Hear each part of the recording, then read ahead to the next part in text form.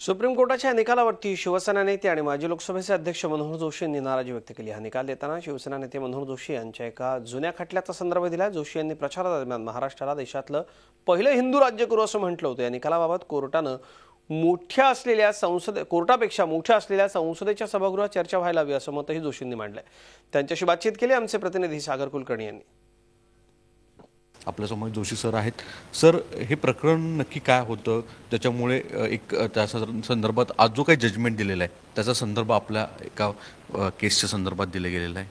Supreme कोर्टामध्ये माझ्या हिंदुत्वाच्या केसमध्ये वकील म्हणून ॲडव्होकेट राम जेठमलानी होते।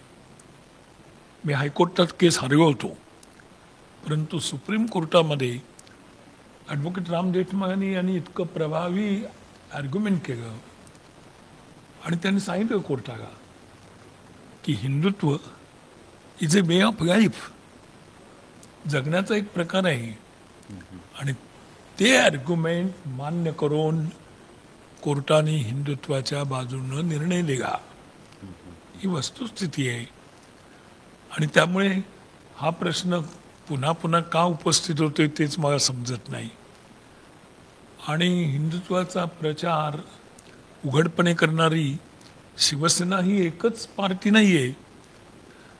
दुसऱ्या अनेक छोटे पक्ष किंवा काही छोट्या व्यक्ती यासुद्धा हिंदुत्वाच्या बाजूने बोलत असतात।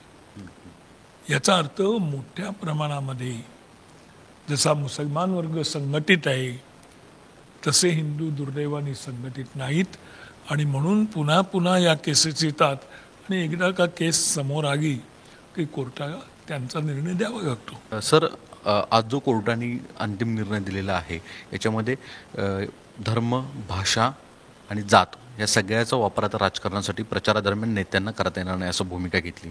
याच्यावर तुमची प्रतिक्रिया काय? कारण की माझा प्रश्न आहे त्याच्यावर, सुप्रीम कोण आहे देशामध्ये? सुप्रीम कोर्ट सुप्रीम आहे का राजकारणात सुप्रीम बॉडी म्हणजे आपण म्हणतो तसं लोकसभा ही सुप्रीम आहे।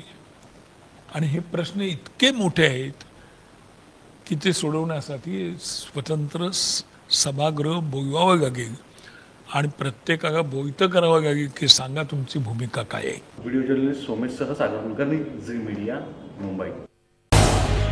झी 24 तास रहा एक पाऊल पुढे।